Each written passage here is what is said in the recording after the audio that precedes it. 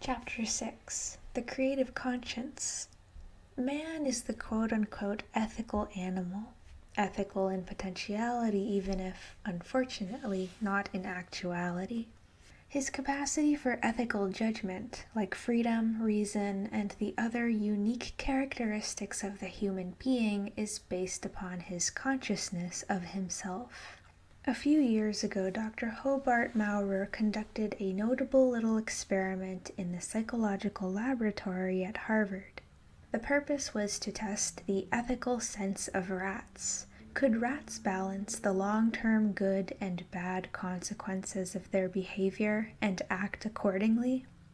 Pellets of food were dropped in a trough in front of the hungry animals, but the plan was that they should learn a kind of rat etiquette, to wait 3 seconds before seizing the food.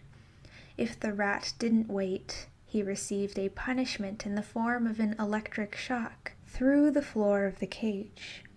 When the punishment occurred right after the rats had too hastily grabbed the food, they soon learned to wait politely, and then to take their food and enjoy it in peace.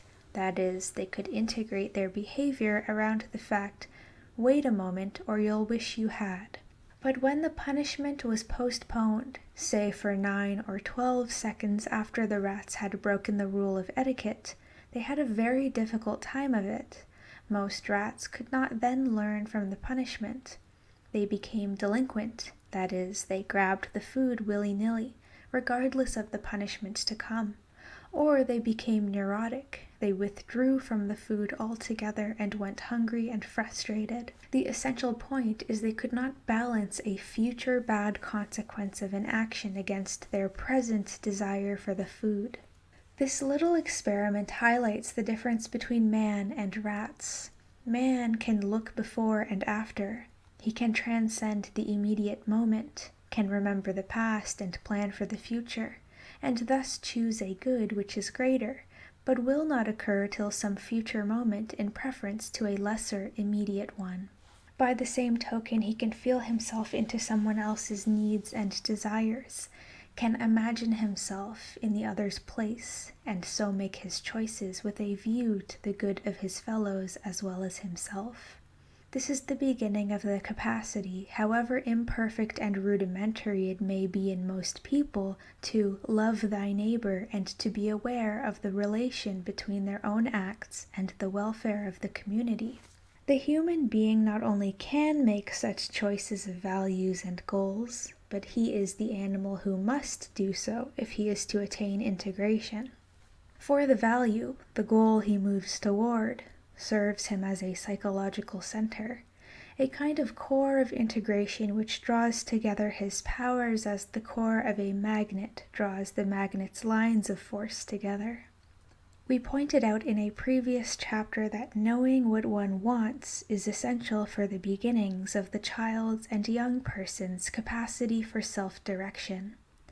Knowing what one wants is simply the elemental form of what in the maturing person is the ability to choose one's own values.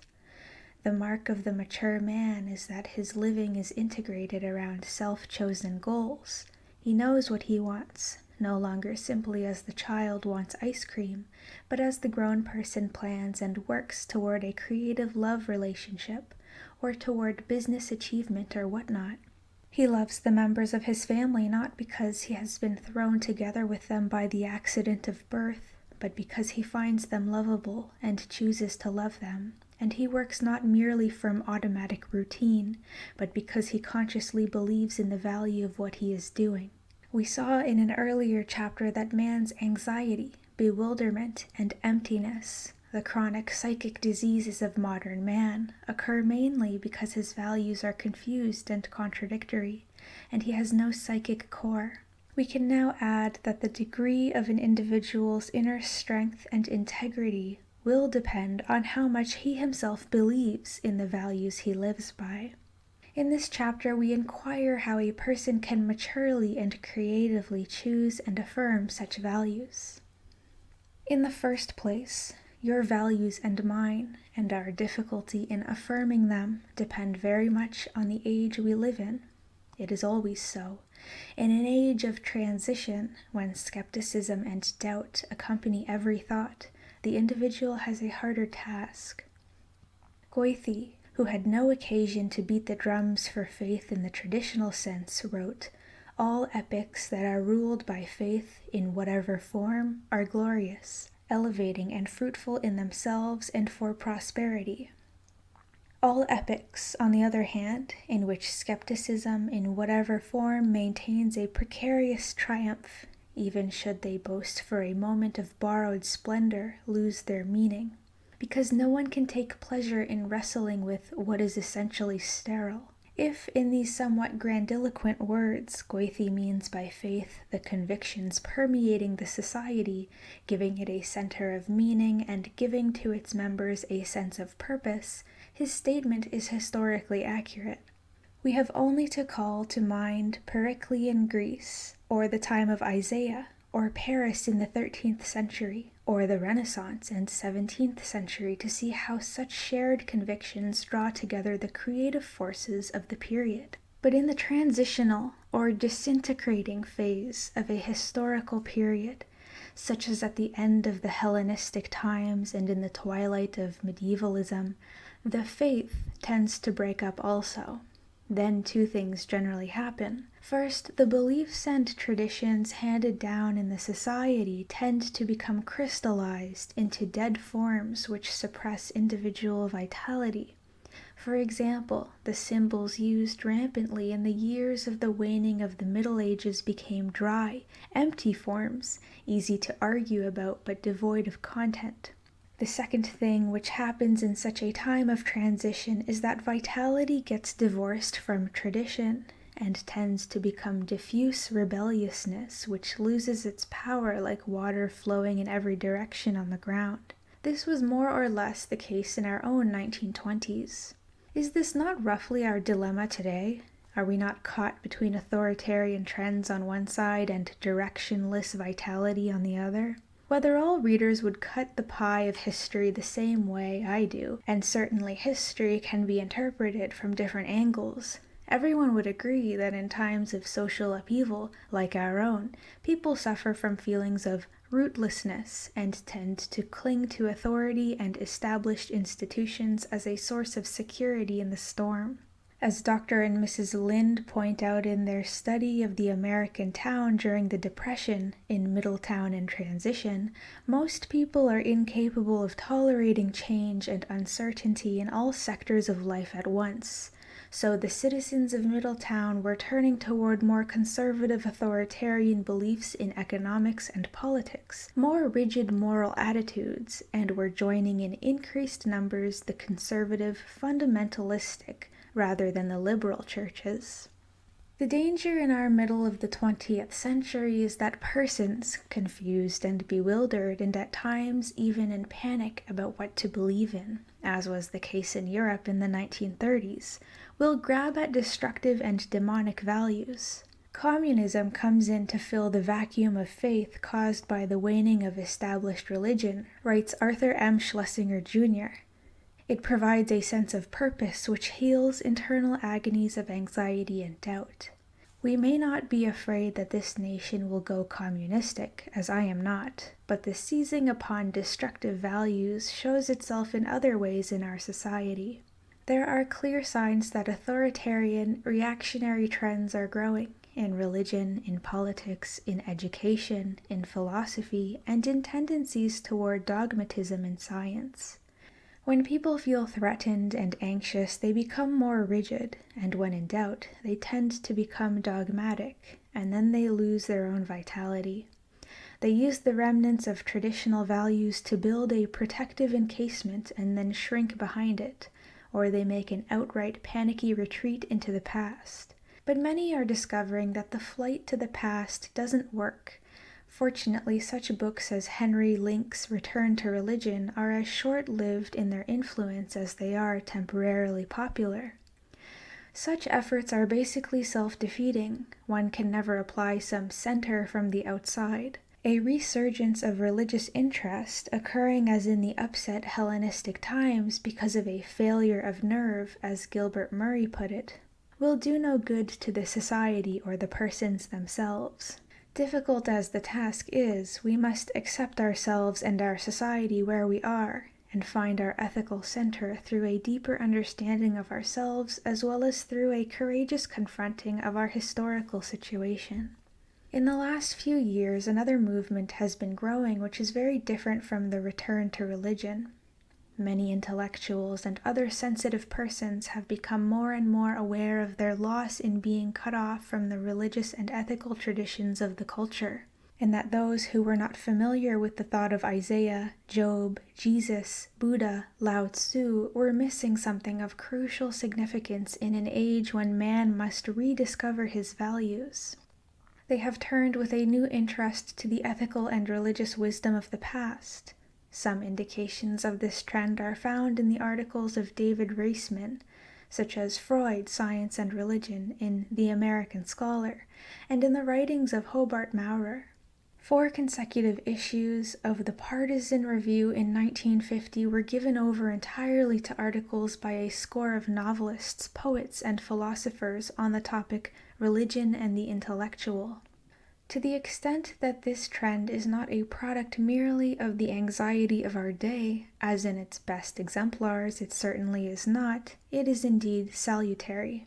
But the danger lies in the fact that some intellectuals, being newcomers to the field and therefore less able to differentiate at the moment, are apt to seize on the more obvious and vocal but less sound aspects of the religious tradition.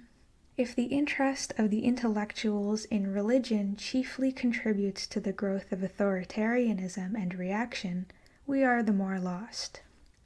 The real problem, thus, is to distinguish what is healthy in ethics and religion and yields a security which increases rather than decreases personal worth, responsibility, and freedom. Let us start, as we have in previous chapters, by asking how a healthy ethical awareness is born and develops in the human being. Adam and Prometheus. Man is the ethical animal, but his achievement of ethical awareness is not easy. He does not grow into ethical judgment as simply as the flower grows toward the sun. Indeed, like freedom and the other aspects of man's consciousness of self, ethical awareness is gained only at the price of inner conflict and anxiety. This conflict is portrayed in that fascinating myth of the first man, the biblical story of Adam. This ancient Babylonian tale, rewritten and carried over into the Old Testament about 850 BC, pictures how ethical insight and self-awareness are born at the same time. Like the story of Prometheus and other myths, this tale of Adam speaks a classic truth to generation after generation of people, not because it refers to a particular historical event, but because it portrays some deep inward experience shared by all men. Adam and Eve, so the story goes, live in the Garden of Eden where God had made all sorts of trees grow that were pleasant to the sight and good for food.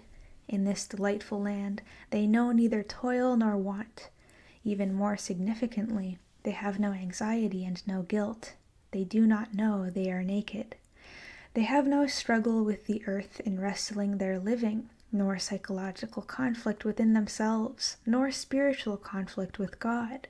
But Adam had been commanded by God not to eat of the tree of the knowledge of good and evil and the tree of life in the garden, lest he become like God in knowing good and evil. When Adam and Eve did eat of the fruit of the first tree, their eyes were opened, and the first evidence of their knowing good and evil was in their experiencing anxiety and guilt. They were aware of their nakedness, and when at noon God walked through the garden for his daily airing, as the author says in his childlike and charming style, Adam and Eve hid from his sight among the trees. In his anger at their disobedience, God meted out punishments. The woman was condemned to have sexual cravings for her husband and to experience pain in childbirth, and to man God gave the punishment of work. By the sweat of your brow shall you earn your living, until you return to the ground, For dust you are, and to dust you must return." This remarkable story is actually describing in the primitive way of the early Mesopotamian people what happens in every human being's development sometime between the ages of 1 and 3, namely, the emergence of self-awareness. Before that time, the individual has lived in the Garden of Eden, a symbol of the period of existence in the womb and early infancy when he is entirely taken care of by parents, and his life is warm and comfortable. The garden stands for that state reserved for infants, animals, and angels, in which ethical conflict and responsibility do not exist. It is the period of innocence in which one knows neither shame nor guilt.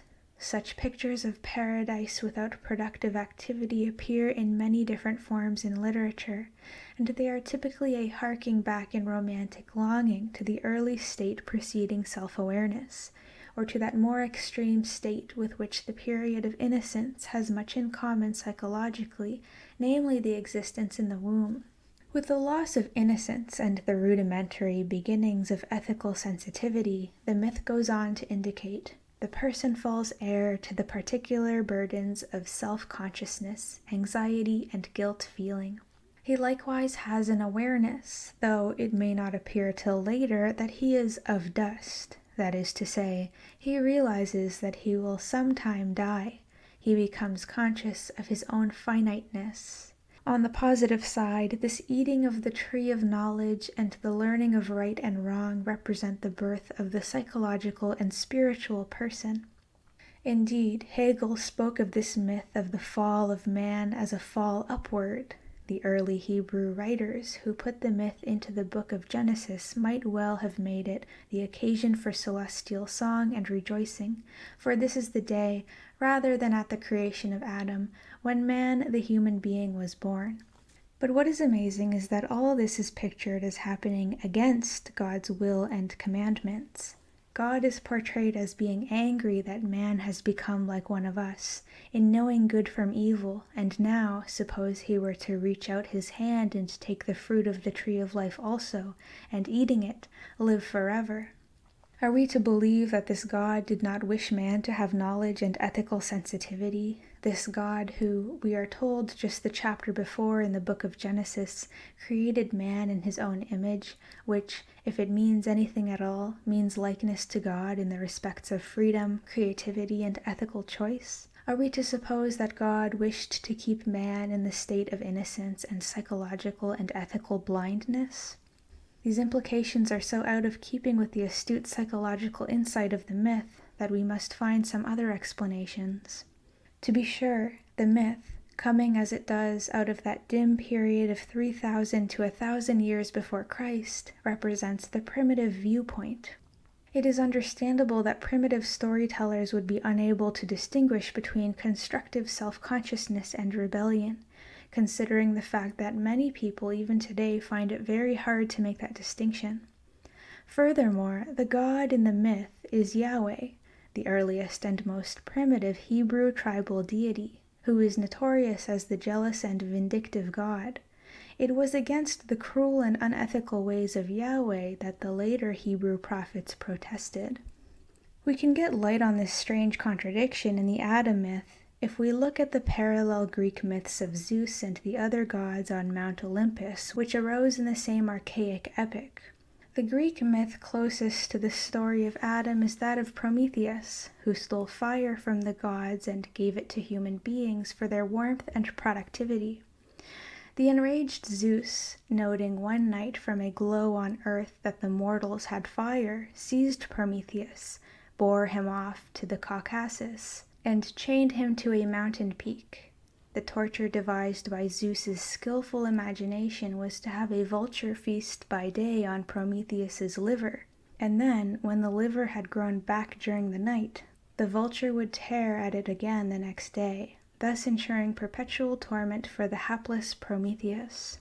So far as punishment goes, Zeus had an edge over Yahweh in cruelty, for the Greek god, smoldering in anger that man should now have fire, crammed all the diseases, sorrows, and vices into a box in the form of moth-like creatures, and had Mercury take the box to the earthly paradise, very much like the Garden of Eden, in which Pandora and Epimetheus lived in untroubled happiness.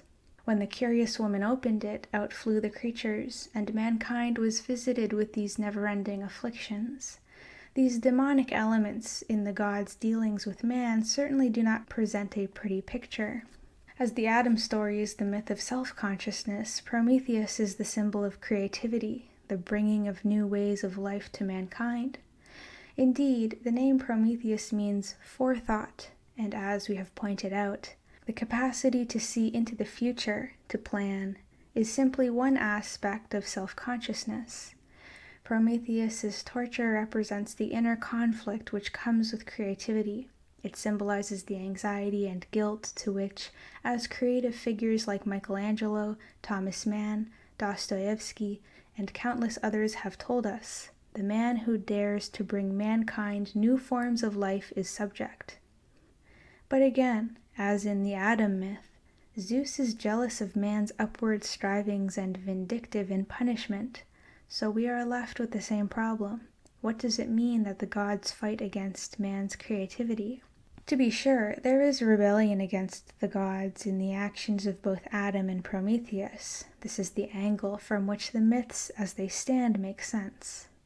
For the Greeks and Hebrews knew that when a man tries to leap over his human limitations, when he commits the sin of overreaching himself, as David did in taking Uriah's wife, or commits hubris, as did the proud Agamemnon when he conquered Troy, or arrogates to himself universal power, as in modern fascist ideology, or holds that his limited knowledge is the final truth, as does the dogmatic person, whether he be religious or scientific, then he becomes dangerous.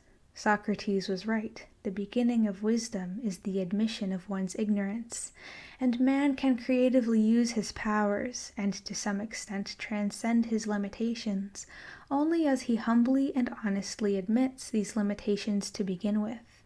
The myths are sound in their warning against false pride. But the rebellion these myths portray is clearly good and constructive at the same time, and hence they cannot be dismissed merely as pictures of man's struggle against his finiteness and pride. They portray the psychological truth that the child's opening his eyes and gaining self-awareness always involves potential conflict with those in power, be they gods or parents. But why is this potential rebellion, without which the child would never acquire potentialities for freedom, responsibility, and ethical choice, and the most precious characteristics of man would lie dormant? Why is this rebellion to be condemned? We submit that in these myths there speaks the age-old conflict between entrenched authority, as represented by the jealous gods, and the upsurging of new life and creativity. The emergence of new vitality always to some extent breaks the existing customs and beliefs, and is thus threatening and anxiety-provoking to those in power as well as to the growing person himself. And those who represent the new may find themselves in deadly conflict with the entrenched powers, as Orestes and Oedipus found out. The anxiety in Adam and the torture experienced by Prometheus also tell us psychologically that within the creative person himself there is fear of moving ahead. In these myths there speaks not only the courageous side of man, but the servile side which would prefer comfort to freedom, security to one's own growth. The fact that in the myth of Adam and Eve the punishments meted out are sexual desire and work further proves our point. For is it not the longing to be perpetually taken care of which would lead us to conceive of work, the opportunity to till the soil and produce food, to create by the power of one's own hand as a punishment? Would it not be the anxious side of oneself which would conceive of sexual desire as in itself a burden, and to castrate oneself, as Origen actually did, to avoid conflict by cutting out desire? To be sure, anxiety and guilt which accompany having to produce one's own sustenance, and the problems involved in sexual desire as well as other aspects of self-awareness are painful. At times they certainly do bring in their train great conflict and suffering. But who would argue that, except in extreme cases such as psychosis, anxiety and guilt feelings are too great a price to pay for the venture of self-knowledge, of creativity? In short, too great a price to pay for the power to be a human being rather than an innocent infant? These myths show the authoritarian side in all religious traditions, Greek, Hebrew, or Christian as it may be, which wars against new ethical insights. It is the voice of Yahweh, the jealous and vindictive God. It is the voice of the king who, jealous of his position and power, would abandon his son to the wolves, as did Oedipus's father. It is the tribal chief or priest who tends to crush the young, the new, the growing. It is the dogmatic beliefs and rigid customs which resist new creativity.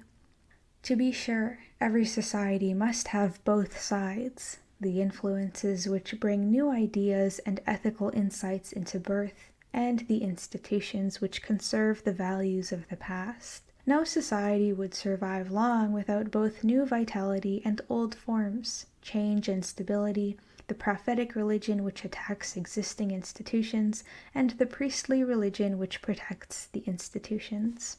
But our particular problem in the present day, as we have seen, is an overwhelming tendency toward conformity. The radar-directed person, who is desperately trying to live by what the group expects of him, will obviously think of morality as adjustment to the standards of his group. In such times, ethics tend more and more to be identified with obedience. One is good to the extent that one obeys the dictates of society and church.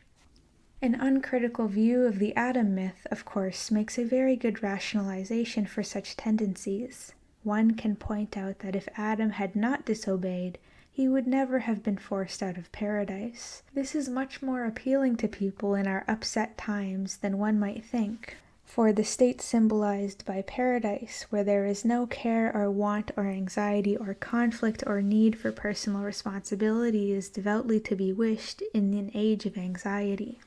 Thus, a premium is implicitly placed on not developing consciousness of oneself. It is as though the more unquestioning obedience, the better, and as though the less personal responsibility, the better. But what really is ethical about obedience? If one's goal were simple obedience, one could train a dog to fulfill the requirements very well. In fact, the dog would then be more ethical than his human masters, for a dog won't carry with him the ever-present possibility of a neurotic outbreak in the form of some accident of disobedience, as a protest from his repressed and denied freedom. And on the sociological level, what is ethical about conforming to accepted norms? The personal fulfilling that ideal would in 1900 have been repressed sexually like almost everyone else in that period. In 1925, he would have been mildly rebellious according to the then accepted mode. In 1945, he would have guided his actions by the average of what's done as presented in the Kinsey Report.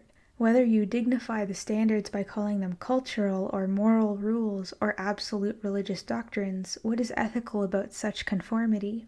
Obviously, such behavior leaves out the essence of human ethics, one's sensitive awareness of the unique relationship with the other person, and the working out, in some degree of freedom and personal responsibility, of the creative relationship. One of the most remarkable pictures of the conflict between ethical sensitivity and existing institutions, and of the anxiety which ethical freedom brings, is in Dostoevsky's story of the Grand Inquisitor. Christ came back to earth one day, quietly and unobtrusively healing people in the streets, but recognized by all. It happened to be during the Spanish Inquisition, and the old cardinal, the Grand Inquisitor, met Christ on the street and had him taken to prison. In the dead of night, the Inquisitor comes to explain to the silent Christ why he never should have returned to earth.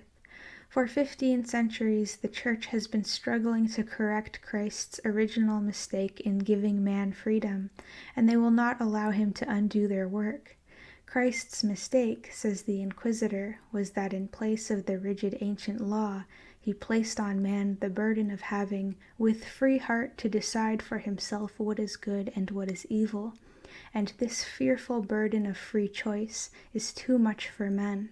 Christ respected man too much, argues the Inquisitor, and forgot that actually people want to be treated as children and be led by authority and miracle. He should have merely given them bread, as the devil suggested in the temptation, but thou wouldst not deprive man of freedom and didst reject the offer, thinking, what is that freedom worth if obedience is bought with bread? But in the end they will lay their freedom at our feet and say to us, make us your slaves, but feed us. Didst thou forget that man prefers peace and even death to freedom of choice in the knowledge of good and evil? There are a few heroic, strong persons who could follow Christ's way of freedom, continues the old Inquisitor, but what most men seek is to be united all in one unanimous and harmonious ant-heap. I tell thee that man is tormented by no greater anxiety than to find someone quickly to whom he can hand over that gift of freedom with which the ill-fated creature is born. The Church accepts the gift. We shall allow or forbid them to live with their wives and mistresses, to have or not to have children, according to whether they have been obedient or disobedient, and they will submit to us gladly and cheerfully, for it will save them from the great anxiety and terrible agony they endure at present in making a free decision for themselves. The old Inquisitor, asking somewhat sadly the rhetorical question, why hast thou come back to hinder our work, states as he takes his leave that tomorrow Christ will be burned. Dostoevsky does not mean, of course, that the Inquisitor speaks for all religion, either Catholic or Protestant. He means, rather, to portray the life-thwarting side of religion which seeks the unanimous ant-heap. The element in religion which enslaves the person and would tempt him to surrender, like Esau, for a mess of pottage, his most precious possessions, his freedom and responsibility. The person in our day, therefore, who seeks values around which he can integrate his living, needs to face the fact that there is no easy and simple way out. He cannot merely turn to religion any more than he can healthily return to his parents when the freedom and responsibility of choice becomes too great a burden. For there is a double relation between ethics and religion, the same double relation we find between parents and offspring. On one hand, the ethical prophets throughout history are born and nourished in the religious tradition. One has only to call to mind Amos, Isaiah, Jesus, St. Francis, Lao Tzu, Socrates, Spinoza, and countless others. But on the other hand, a bitter warfare exists between ethically sensitive people and religious institutions. Ethical insights are born in attacks upon conformity to existing mores. In the Sermon on the Mount, Jesus precedes each new ethical insight he offers with the refrain, "It was said unto you of old, but I say unto you." This is the constant refrain of the man of ethical sensitivity. New wine cannot be put into old bottles, else the bottles burst and the wine is spilt. Thus it is always the ethical creative persons, like Socrates, Kierkegaard, and Spinoza, are engaged in finding new ethical spirit, as opposed to the formalized law of the traditional system. There is always tension and sometimes even outright warfare between these ethical leaders and existing religious and social institutions, with the ethical leader often attacking the Church and the Church as frequently branding the other an enemy. Spinoza, the God-intoxicated philosopher, was excommunicated. One of Kierkegaard's books is entitled Attack on Christendom. Jesus and Socrates were executed as threats to moral and social stability. It is amazing to note how often the saints of one period have been, in historical fact, the so-called atheists of the previous period.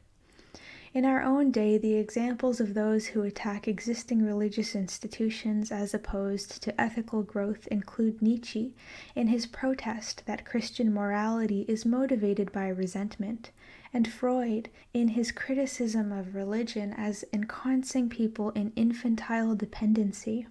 Regardless of their theoretical beliefs, they represent the ethical concern for man's well-being and fulfillment. Though in some quarters their teachings are regarded as inimical to religion, as some of them are, I believe that in future generations the main insights of both Freud and Nietzsche will be absorbed into the ethical religious tradition, and religion will become the richer and more effective for their contributions. John Stuart Mill points out, for example, that his father, James Mill, considered religion the enemy of morality. The elder Mill had been educated in a Presbyterian theological seminary in Scotland, but had later withdrawn from the church because he refused to believe that God could have created hell with the knowledge, as implied in predestination, that people were going there without their own choice. He held that religion radically vitiated the standards of morals, making it consist of doing the will of a being, on whom it lavishes indeed all the phrases of adulation, but whom in sober truth it depicts as eminently hateful. Mill adds a point with respect to this type of unbeliever in the middle 19th century. The best among them are more genuinely religious, in the best sense of the word religion, than those who exclusively arrogate to themselves the title. Nikolai Berdyaev, the Russian Orthodox theologian and philosopher, protests against the same sadistic doctrines as the elder Mill referred to, and also against the fact that Christians have expressed their piety in bows, fawnings, and prostrations, gestures that are symbolic of servility and humiliation. As every ethical prophet in history, Berdyaev remarks that he would fight against God in the name of God, and adds that it is impossible to revolt, except with reference to and in the name of some ultimate value by which I judge that which I resolve to oppose, that is to say, in the name of God. There is a common motif in these struggles between new insight and entrenched authorities as they appear in the conflict of Adam and Yahweh, Prometheus and Zeus, Oedipus and his father, Orestes and the matriarchal powers, or in the prophets in man's actual ethical history. Is it not the same psychological motif, on a different level, as we discovered in the conflict between child and parent? Or, more accurately, is it not the conflict between every human being's need to struggle toward enlarged self-awareness, maturity, freedom and responsibility, and his tendency to remain a child and cling to the protection of parents or parental substitutes? Religion, the source of strength or weakness? In any discussion of religion and personality integration, the question is not whether religion itself makes for health or neurosis, but what kind of religion and how is it used. Freud was in error when he held that religion is per se a compulsion neurosis. Some religion is, and some is not. Any area in life may be used as a compulsive neurosis. Philosophy may be a flight from reality into a harmonious system as a protection from the anxiety and disharmonies of day-to-day life, or it may be a courageous endeavor to understand reality better. Science may be used as a rigid, dogmatic faith by which one escapes emotional insecurity and doubt, or it may be an open-minded search for new truth. Indeed, since faith in science has been more acceptable in intelligent circles in our society and therefore is less apt to be questioned, it may well be that in our day this faith more frequently plays the role of a compulsive escape from uncertainties than does religion. Freud, however, was correct technically, as he so often was, in that he asked the right question with respect to religion. Does it increase dependency and keep the individual infantile? Nor are those on the other side correct who say glibly and with comfort to the masses that religion makes for mental health. Some religion certainly does, and some decidedly does not. All of these blanket statements would relieve us of the much more difficult question of penetrating to the inner meaning of the religious attitudes and assessing them not as theoretical beliefs but as functioning aspects of the person's organic relation to his life. The questions we propose are: does a given individual's religion serve to break his will, keep him at an infantile level of development, and enable him to avoid the anxiety of freedom and personal responsibility? Or does it serve him as a basis of meaning which affirms his dignity and worth, which gives him a basis for courageous acceptance of his limitations and normal anxiety, but which aids him to develop his powers, his responsibility, and his capacity to love his fellow men? The first issue that must be considered in answering these questions is the relation between religion and dependency. A mother and daughter had agreed when the daughter was very young that her life was always to be directed by the will of God. And the will of God, it was further agreed, was to be revealed to the daughter through the mother's prayers. One can well shudder to think how thoroughly this would open the girl to domination in every act and thought by her mother. How then could the girl's own capacity to choose be anything but stifled, which the girl painfully discovered when, in her late 20s, she was caught in an insoluble dilemma because she could not make an autonomous marriage decision. This example may seem extreme, since the mother and daughter belonged to a conservative evangelical sect, and the power is not covered over by sophisticated rationalizations. It illustrates that when a person sees himself as the mouthpiece or partner of God, as did the mother, there is no limit to the possibilities of arrogating to oneself power over others. This use of religion comes out frequently and vividly when a person in therapeutic sessions is struggling to establish some freedom from parental control. The parents then often, with various degrees of subtlety, make their central stand on the argument that it is the younger person's religious obligation to remain under the parent's direction, that it is, in effect, God's will that he continue under the parent's control. In letters which persons in therapy often receive from parents at such times, the parent of course quotes such biblical passages as "Honor thy father and thy mother," rather than their later ethic of Jesus as shown in the New Testament passage we quoted above, "A man's foes shall be those of his own household." Most parents would insist verbally, of course, that they wish only to have the child fulfill his own potentialities. They are often quite unaware of unconscious needs to hang on to the younger person.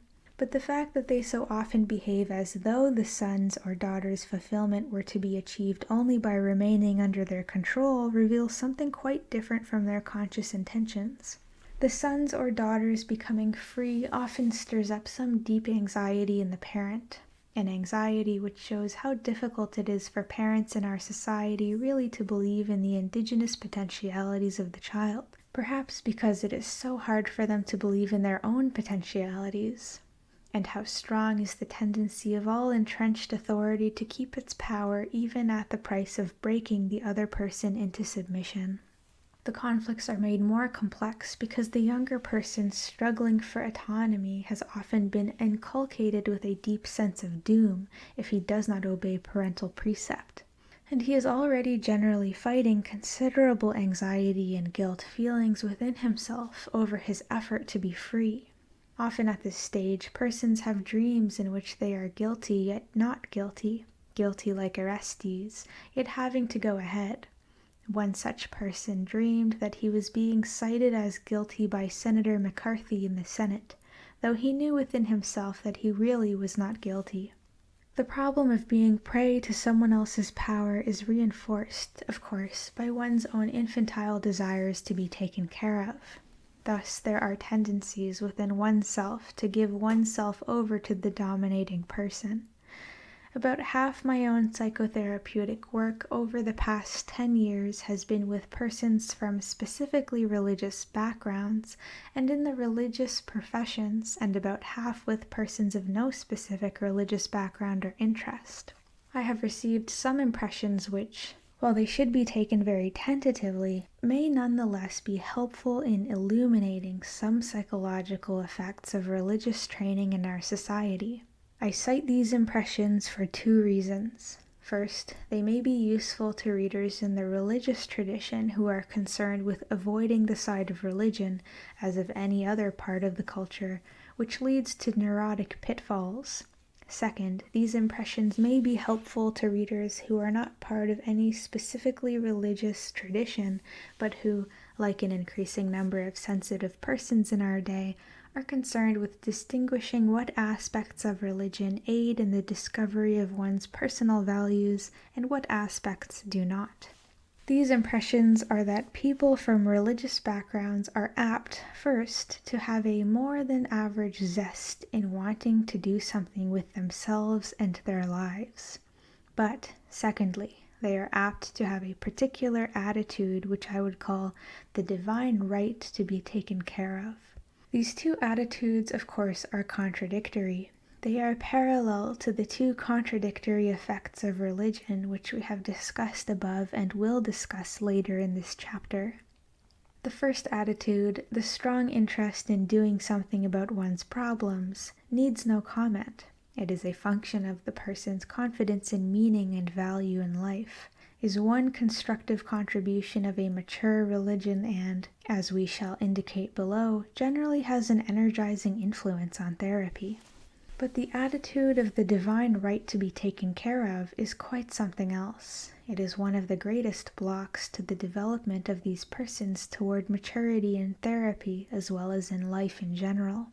It is generally difficult for such people to see their demand to be taken care of as a problem to be analyzed and overcome, and they often react with hostility and a feeling of being gypped when their right is not honored.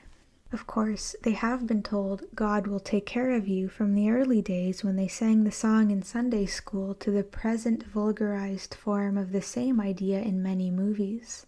But on a deeper level, the demand to be taken care of, particularly since hostility arises so quickly when it is frustrated, is a function of something more profound. I believe it gets its dynamic from the fact that these persons have had to give up so much. They have had to relinquish their power and their right to make moral judgments to their parents, and naturally the other half of the unwritten contract is that they then have a right to depend entirely on parental power and judgment, as a slave has a right to depend upon his master. So they are being gypped if the parent, or more likely the parental substitute such as the therapist or God, does not extend them special care. They have been taught that happiness and success would follow their being good, the latter generally interpreted as being obedient. But being merely obedient, as we have shown above, undermines the development of an individual's ethical awareness and inner strength.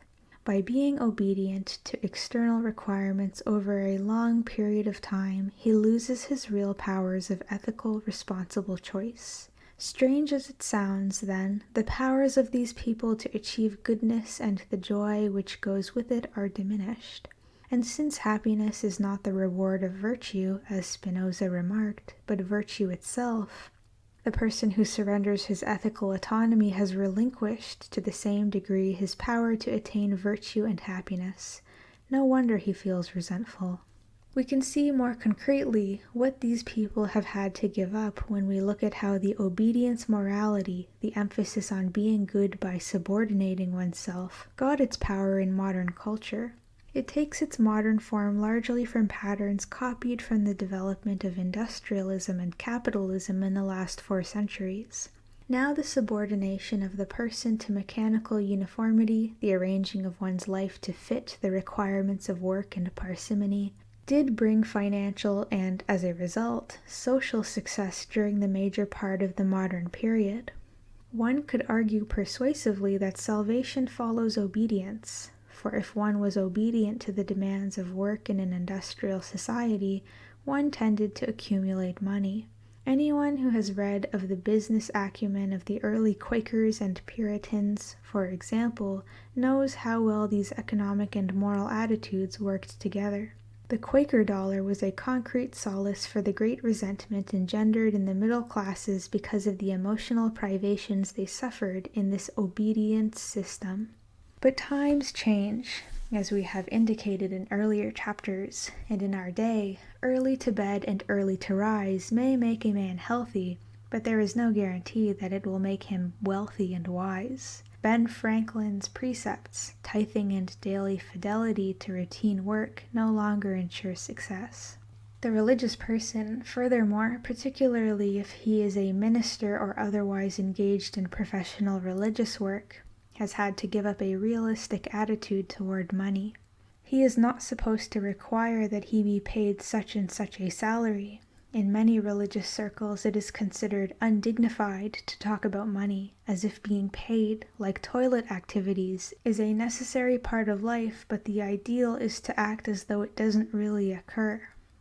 Labor programs, adapting to the changing economic times of mass industry, have recognized that God does not send the paycheck by raven's mouth as food was sent to Elijah of old, and they have learned through their unions to bring pressure to bear to get adequate wages. But people in religious professions cannot strike for higher wages. Instead, the church is supposed to take care of the minister financially and otherwise. He is given discounts on the railroad and in department stores. Tuition in seminaries is lower than in other graduate schools, all of which is not calculated to increase the minister's self-respect or others' respect for him in our particular society.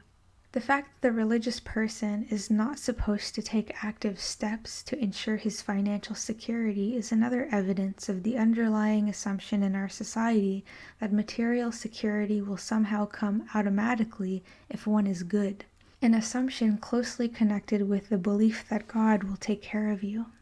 Thus, it is easy to see why the person in our society who is taught to be good by subordinating himself, and only discovers sooner or later that he does not even get economic rewards for doing so, let alone happiness, should have so much resentment and anger.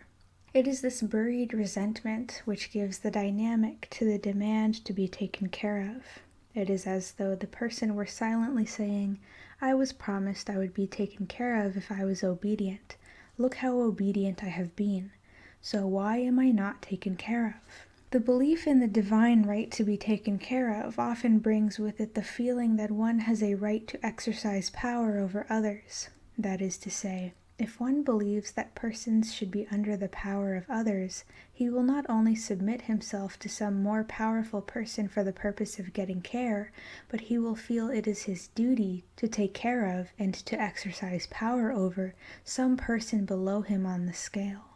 This tendency is illustrated in its more sadistic form in the statement of one man, when questioned about his practice of controlling the younger man with whom he lived, even to the extent of taking the latter's paycheck every Saturday and putting him on an allowance. "Am I not my brother's keeper?" We shall not endeavor to explain the reasons for the fact that dominating and submissive tendencies go hand in hand, and that masochism is always the reverse side of sadism. Erich Fromm has classically discussed these points in his book Escape from Freedom. We wish only to point out that the person who demands to be taken care of is generally endeavoring in a variety of subtle ways to get power over others at the same time. Goethe well expresses this psychological truth. For each, incompetent to rule his own internal self, is all too fain to sway his neighbor's will, even as his haughty mind inclines. Another tendency which is nourished by religious dependency is that of getting one's feelings of worth, prestige, and power through identifying with someone else. This generally takes the form of identifying with an idealized figure of minister, priest, rabbi, bishop, or whoever above one in the hierarchy has prestige and power. Again, this tendency is not confined to religion. It is present in business, politics, and other aspects of community life.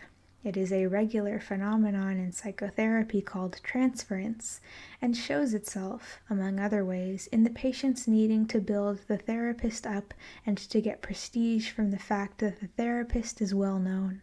But in therapy, it is regarded as a problem to be eventually worked through so that the individual will come to see his therapist as the real person he is and obtain his own feeling of worth and prestige from his own activities rather than the therapist's.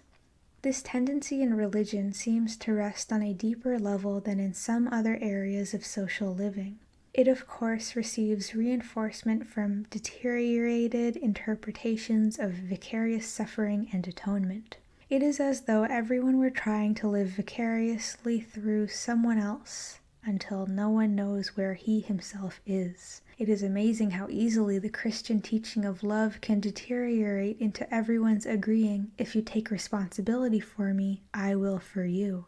The neurotic uses of religion have one thing in common. They are devices by which the individual avoids having to face his loneliness and anxiety.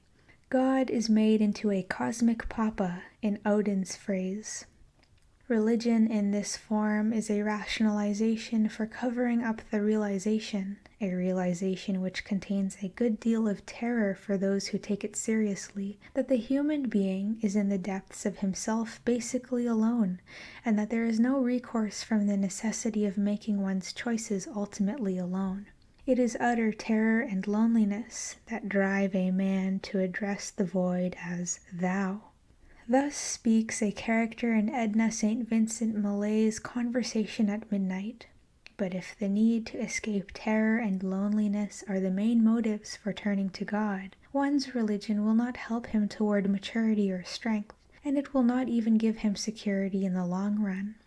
Paul Tillich, writing from the theological view, makes the point that despair and anxiety can never be worked through until one confronts them in their stark and full reality.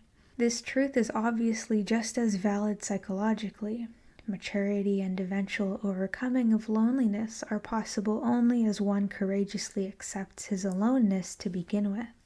It often occurs to me that the reason Freud was able to work with such courage and unswerving purpose throughout the last 40 years of his life was that he won the battle of being able to grow and work alone in that first solitary 10 years, when, after he had separated from Breuer, he pursued his explorations into psychoanalysis with neither colleague nor coworker.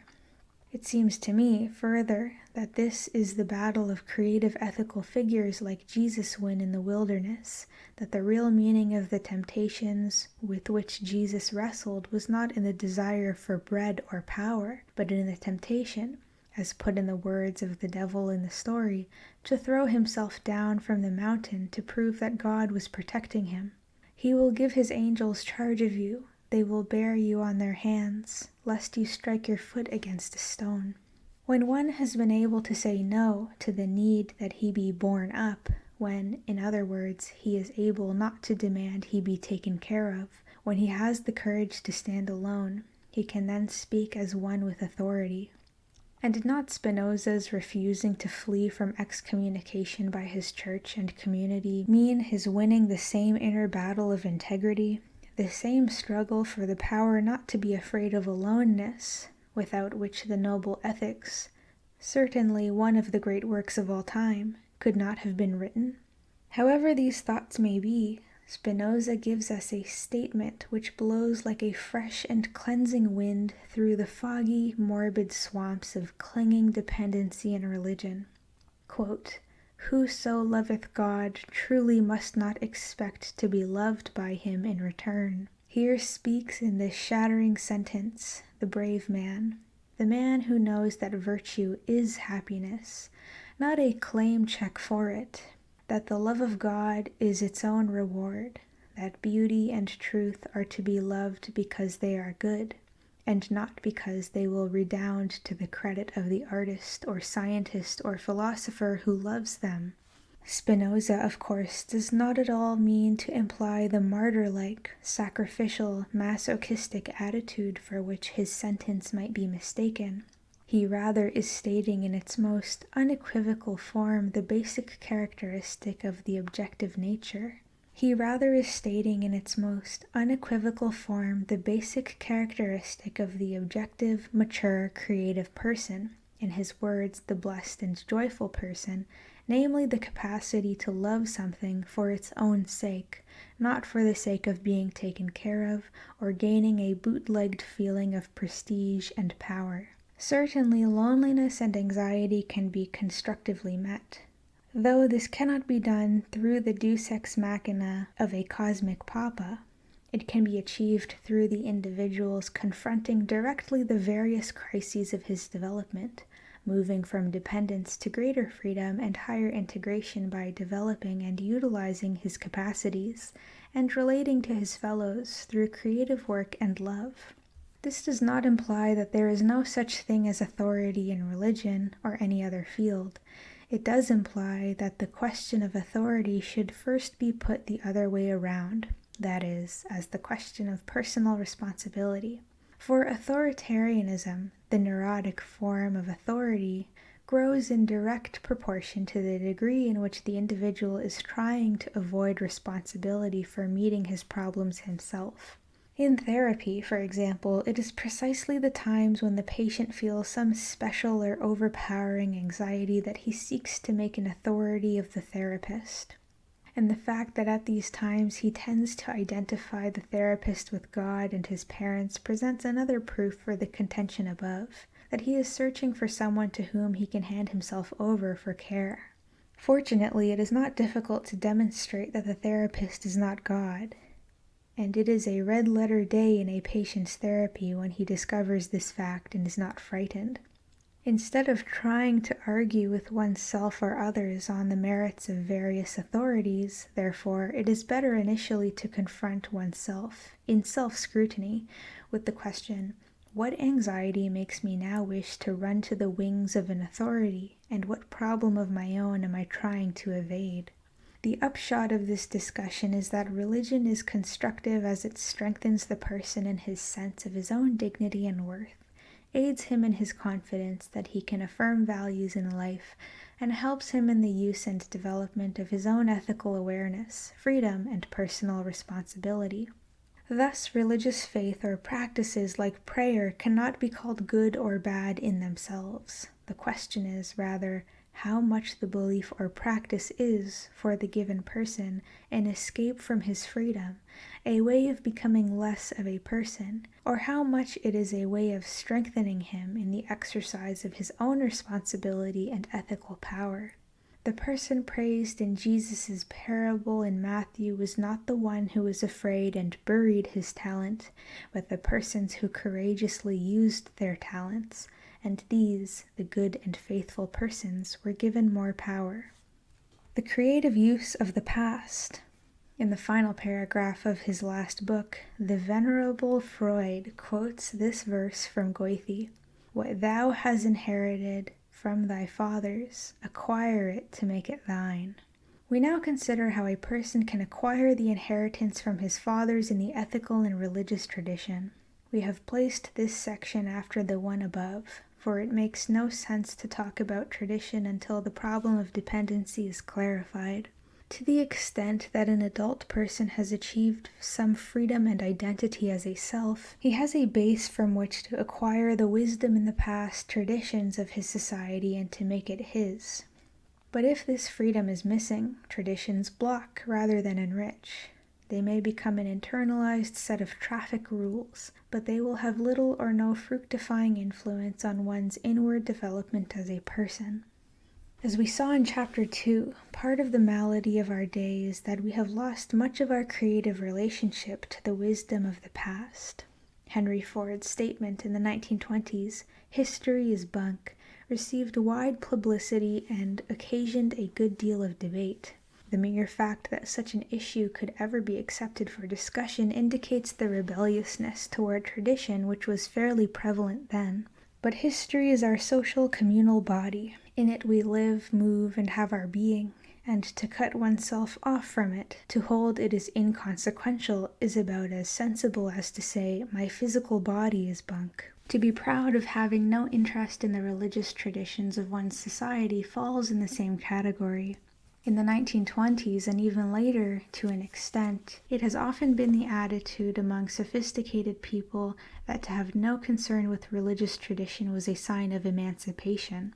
Indeed, educated people who would be ashamed to admit knowing nothing about economics or literature have been proud of illiteracy in the field of religion, or proud of the fact that they have learned no more than the odd assortment of fiction and catechism they got in early years in Sunday school.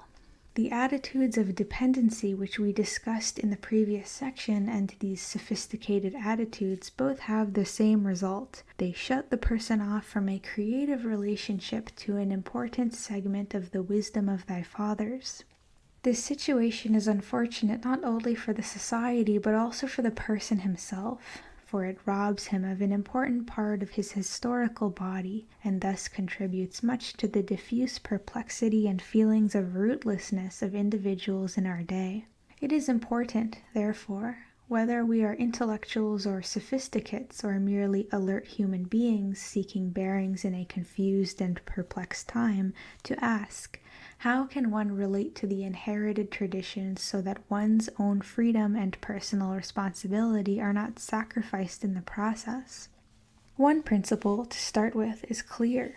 The greater a person's awareness of himself, the more he can acquire the wisdom of his fathers to make it his. It is the persons who are weak in the sense of their own personal identity who are overcome by the power of tradition, who cannot stand in its presence, and who therefore either capitulate to it, cut themselves off from it, or rebel against it.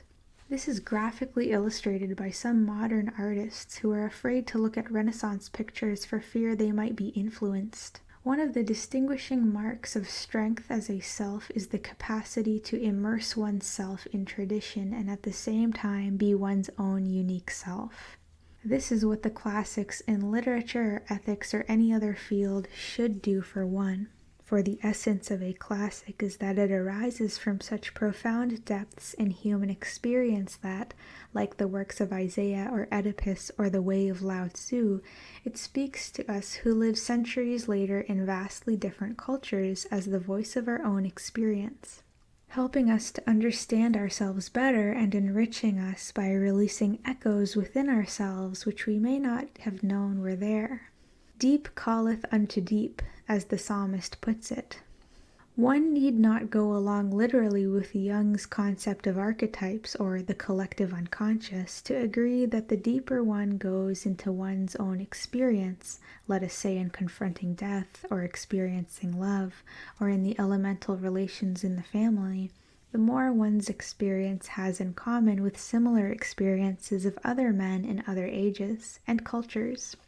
This is why the dramas of Sophocles, the dialogues of Plato, and the paintings of reindeer and bison on the cave walls in South France by anonymous Cro-Magnon men some 20,000 years ago may speak more powerfully and elicit greater response in us than the bulk of the writings or pictures of 5 years ago.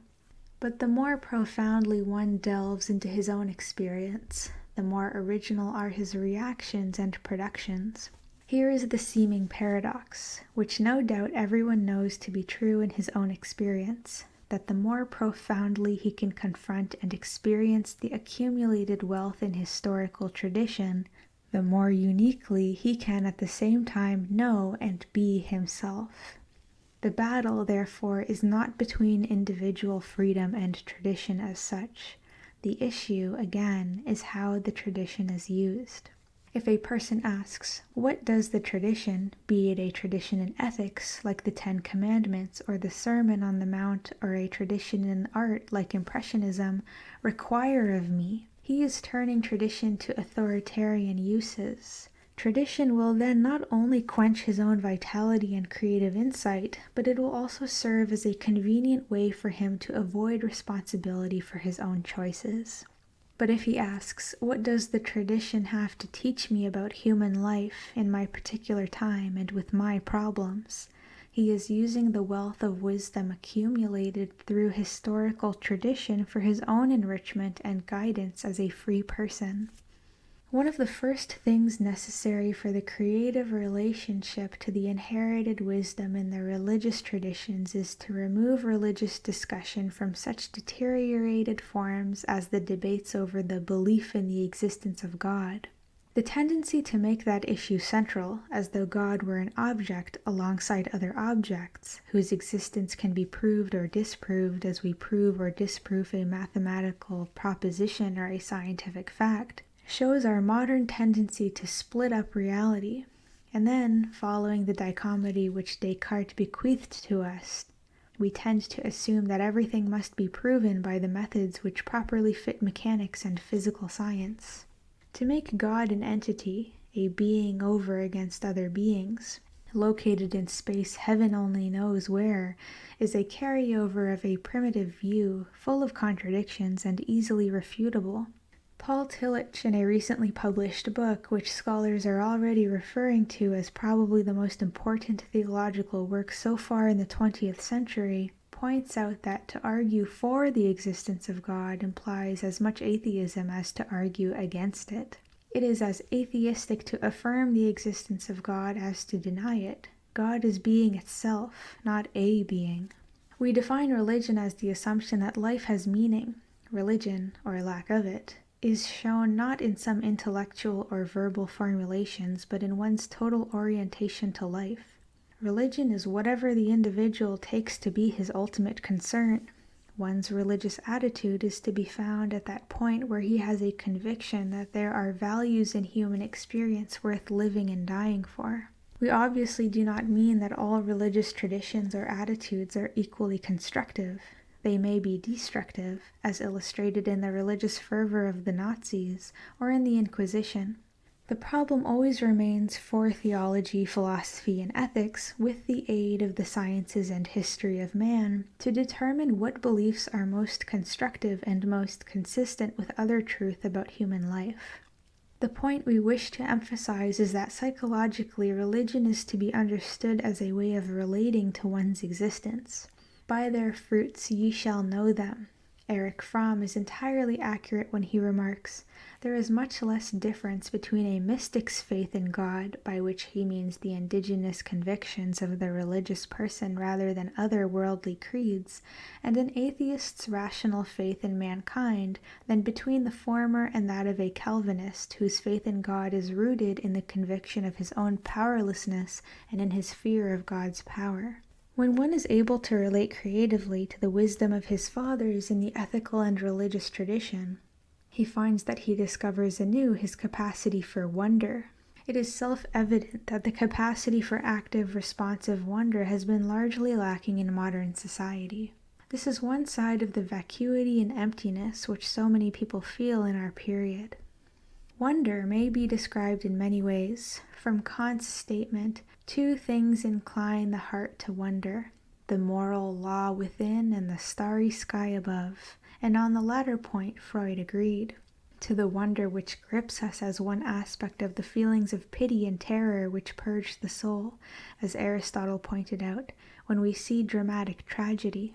Though certainly not the exclusive province of religion, wonder is traditionally associated with it, and I would consider wonder, when it appears as is so often the case in scientists or artists, as the religious aspect of these other vocations. Those who take a rigid view either of religious or scientific truth become more dogmatic and lose the capacity to wonder. Those who acquire the wisdom of their fathers without surrendering their own freedom find that wonder adds to their zest and to their conviction of meaning in life. The importance of wonder underlies Jesus' high regard for the attitudes of children. Quote, "Except ye become as a little child, ye cannot enter the kingdom of heaven." This statement has nothing whatever to do with childishness or infantilism. It refers to the child's capacity for wonder, a capacity found likewise in the most mature and creative adults, whether they are scientists like Einstein or artists like Matisse. Wonder is the opposite to cynicism and boredom. It indicates that a person has a heightened aliveness, is interested, expectant, responsive. It is essentially an opening attitude, an awareness that there is more to life than one has yet fathomed, an experience of new vistas in life to be explored as well as new profundities to be plumbed. Nor is it an easy attitude to hold. The faculty of wonder tires easily, writes Joseph Woodcrutch. Life would seem a great deal fuller than it does if it were not for the fact that the human being is, by nature, a creature to whom o altitudo is much less natural than so what. Wonder is a function of what one holds to be of ultimate meaning and value in life. Though it may be cued off by a tragic dogma, it is not a negative experience, since it is essentially an enlarging of life. The overall emotion which accompanies wonder is joy. The highest to which man can attain is wonder, remarked Goethe, and if the prime phenomenon makes him wonder, let him be content. Nothing higher can it give him. Wonder also goes with humility. not the pseudo-humility of submission, which generally is the reverse side of arrogance, but the humility of the generous-minded person who can accept the given just as he, in his own creative efforts, is able to give. The historical term grace has a rich meaning at this point, despite the fact that for many people the word has been so much identified with deteriorated forms of the grace of God that it is useless. One speaks of the graceful flight of a bird, the grace of a child's movements, the graciousness of the generous person. Grace is something given, a new harmony which emerges, and it always inclines the heart to wonder. We must emphasize that in every use of these terms, wonder, humility, grace, the connotation is not that of the person being passive and acted upon, as in some traditional religious attitudes. There is a very common misconception in our society that one gives oneself over to creative ecstasy, or to the loved one, or to religious belief. It is as though one falls in love by way of gravitation, or is seized by the hounds of heaven, or writes music or paints in a state of being carried away. It is amazing both how prevalent these passive ways of thinking are in our culture, and how false they are. Any artist or writer or musician, those who are supposedly carried away, will tell you that in the creative experience there is a greatly heightened consciousness and very intense activity on his own part. To use the sexual relationship as a simile, it is as though one were to think of having intercourse by giving himself over, without erection, without motion, and thus without interrelatedness with the other. Such passivity is equally ineffective in sexual relationships as in other creative activities. Even responsiveness implies aliveness. The music of a Chrysler makes no difference to one who is drunk or shut off in his own pride, or in other ways atrophied. And certainly the grace, or given quality of any experience, is in direct proportion to how much one participates in it. A patient in therapy expressed it simply but beautifully. The grace of God is the capacity to change. The approach we are here recommending as the creative use of tradition makes possible a new attitude toward conscience. As everyone knows, conscience is generally conceived of as the negative voice of tradition speaking within one, the thou shalt nots echoing down from Moses on Mount Sinai, the voice of the prohibitions which the society has taught its members for centuries. Conscience is then the constrictor of one's activities. This tendency to think of conscience as that which tells the individual not to do things is so strong that it seems to operate almost automatically. When I was discussing this point with a class of students in a college, one student volunteered that it is quite possible to use one's conscience positively. When I agreed and asked him for examples, he offered, "When you don't want to go to class, your conscience tells you to." I pointed out that this actually was a negative sentence. He then searched his mind and came up with a second example. When you don't want to study, your conscience makes you. He was at first entirely unaware that this example too was negative. Conscience, in each case, was seen as acting against what one supposedly wants to do. It was the taskmaster, the whip. The significant point is that the young man said nothing about conscience in his examples as a guide to help him get the most value from the class, or conscience as the voice of his own deepest purposes and goals in the enterprise of studying and learning. Conscience is not a set of handed-down prohibitions to constrict the self, to stifle its vitality and impulses, nor is conscience to be thought of as divorced from tradition, as in the liberalistic period when it was implied that one decided every act de novo. Conscience, rather, is one's capacity to tap one's own deeper levels of insight, ethical sensitivity, and awareness, in which tradition and immediate experience are not opposed to each other but interrelated. The etymology of the term reveals this point. Composed of the two Latin words meaning to know, scira, and with, cum, conscience is very close to the term consciousness. In fact, in some countries, such as Brazil, the same word, consciencia, is used for both conscience and consciousness. When Fromm speaks of conscience as man's recall to himself, the recall is not opposed to historical tradition as such, but only to the authoritarian uses of tradition. For there is a level on which the individual participates in the tradition, and on that level tradition aids man in finding his own most meaningful experience. We wish thus to emphasize the positive aspects of conscience. Conscience as the individual's method of tapping wisdom and insight within himself. Conscience as an opening up, a guide to enlarged experience. This is what Nietzsche was referring to in his paean on the theme Beyond Good and Evil, and what Tillich means in his concept of the transmoral conscience. With this view, it will no longer be true that conscience doth make cowards of us all. Conscience, rather, will be the taproot of courage. The person's power to do the valuing.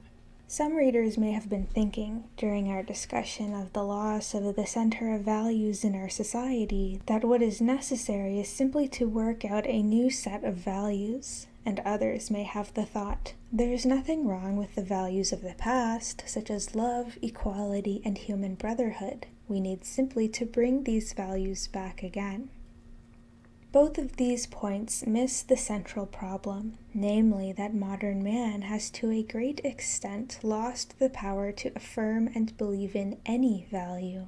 No matter how important the content of the values may be, or how suitable this or that value may be on paper, what the individual needs is a prior capacity, namely the power to do the valuing. The triumph of barbarism in such movements as Hitlerian fascism did not occur because people forgot the ethical traditions of our society as one might misplace a code. The humanistic values of liberty and the greatest good for the greatest number, the Hebrew Christian values of community and love for the stranger, were still in the textbooks, were still taught in Sunday school, and no archaeological expedition was needed to unearth them. People rather have lost, for the same reasons we discussed in Chapter 2, the inner capacity to affirm, to experience values and goals as real and powerful for themselves. There is, furthermore, something artificial about setting out to find a center of value, as though one were shopping for a new coat.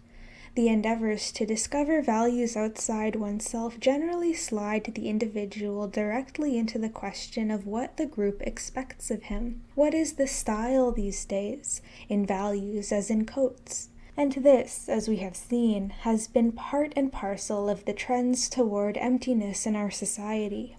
There is even something wrong in the phrase discussion of values. One never receives his convictions about values through intellectual debates. The things in a person's life which he actually does value, his children and his love for them and theirs for him, the pleasure he has in drama or listening to music or playing golf, the pride he has in his work, all these he accepts as realities.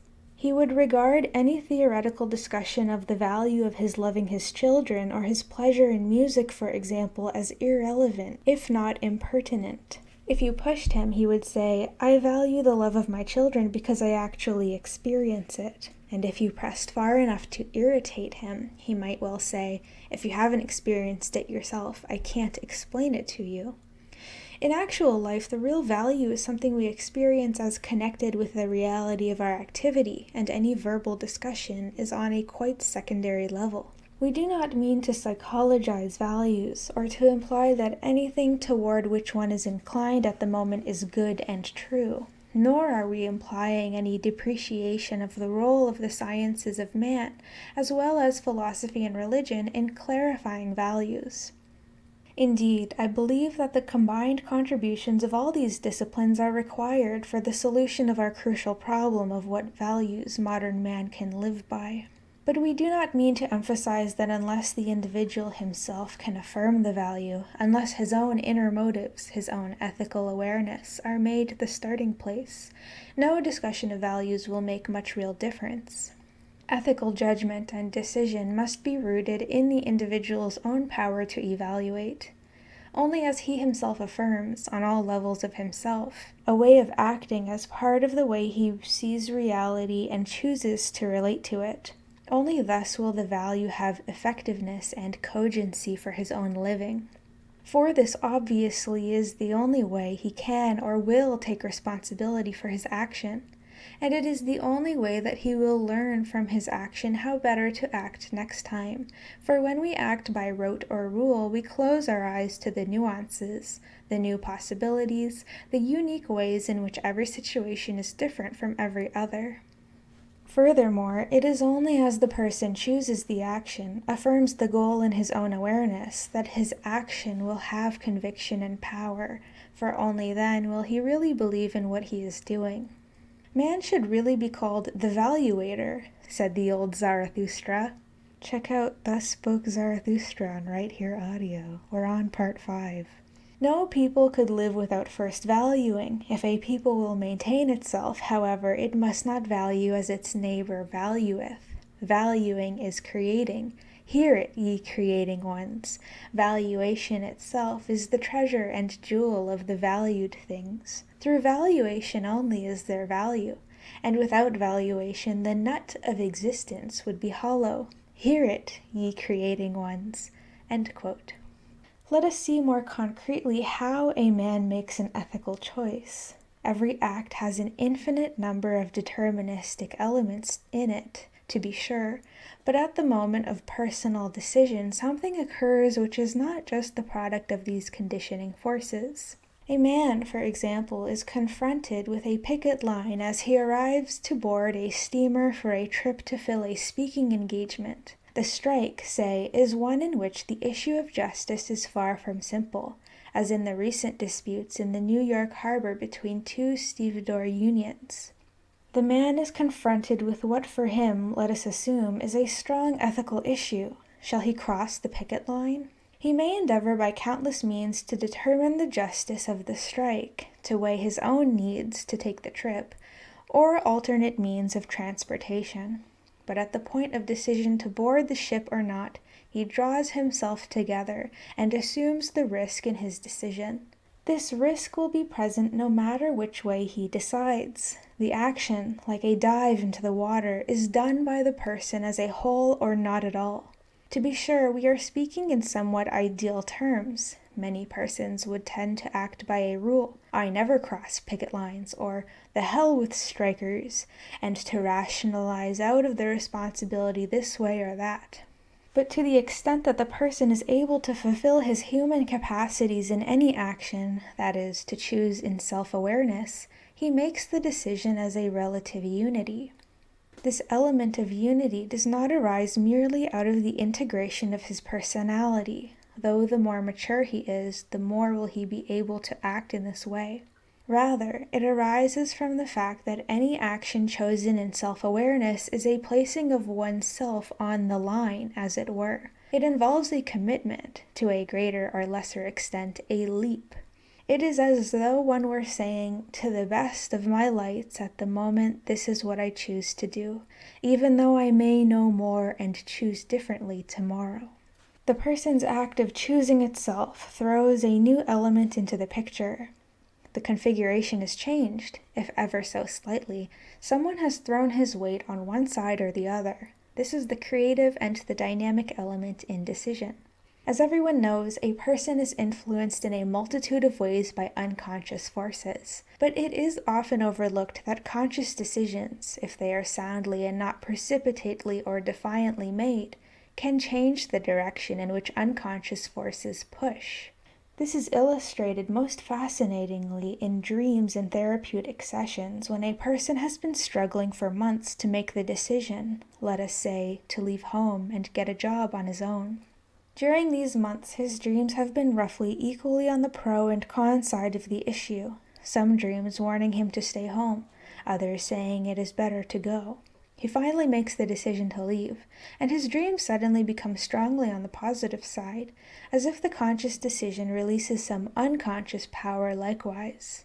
It seems that there are potentialities within us for health which are not released until we make a conscious decision. Allegorically, the individual's decision is like that of the Israelites in their battle against the army of Sisera. The stars in their courses fought against Sisera, but not until the Israelites decided to fight too.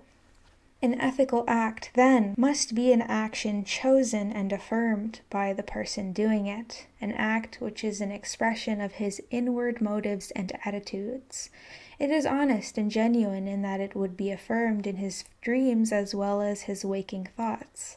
Thus, an ethical man does not act on the conscious level as though he loves someone, when on unconscious levels he hates him. To be sure, no integrity is perfect, all human actions have some ambivalence, and no motives are entirely pure. An ethical action does not mean one must act as a completely unified person, with no doubts at all, or one would never act. One will always have a struggle, doubt, conflict. It means only that one has endeavored to act as nearly as possible from the center of himself, that he admits and is aware of the fact that his motives are not completely clear and assumes responsibility for making them clearer as he learns in the future. In this emphasis on inner motives in ethical acts, the findings of modern psychotherapy and the ethical teachings of Jesus have their clearest parallel. For the essential point in Jesus' ethics was his shifting the emphasis from the external rules of the Ten Commandments to inward motives. Quote, "Out of the heart are the issues of life." End quote. The ethical issues of life, he held, are not simply thou shalt not kill, but rather our inward attitudes toward other persons, anger, resentment, exploitative lust in the heart, railings, jealousies, and so on. The wholeness of the man whose external actions are at one with his inner motives is what is meant by the expression in the Beatitudes, the pure in heart. Thus Kierkegaard entitles one of his little books, "Purity of Heart is to Will One Thing," a discussion of a biblical quotation which he translates, "Purify your hearts, ye double-minded." Some persons will be frightened by the freedom in such an ethics of inwardness, and made anxious by the responsibility which this places on each man's decisions. They may yearn for the rules, the absolutes, the rigid ancient law, as the Inquisitor put it, which relieves us of this fearful burden of free choice.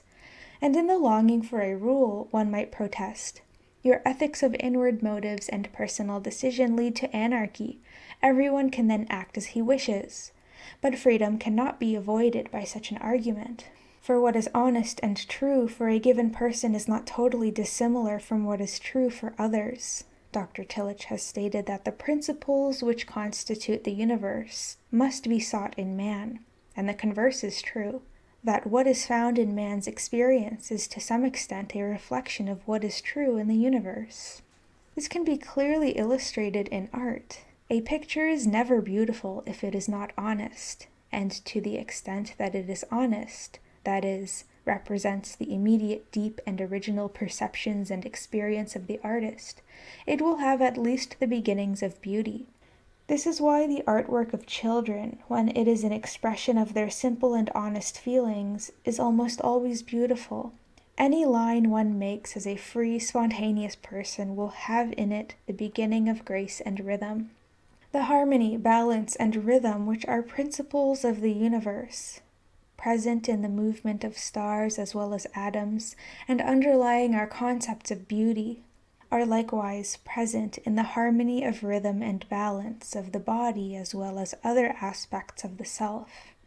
But at the moment the child begins to copy, or to draw to get praise from adults, or to draw by rules, the lines become rigid, constricted, and the grace vanishes. The truth in the inner light tradition in religious history is that one must always begin with himself.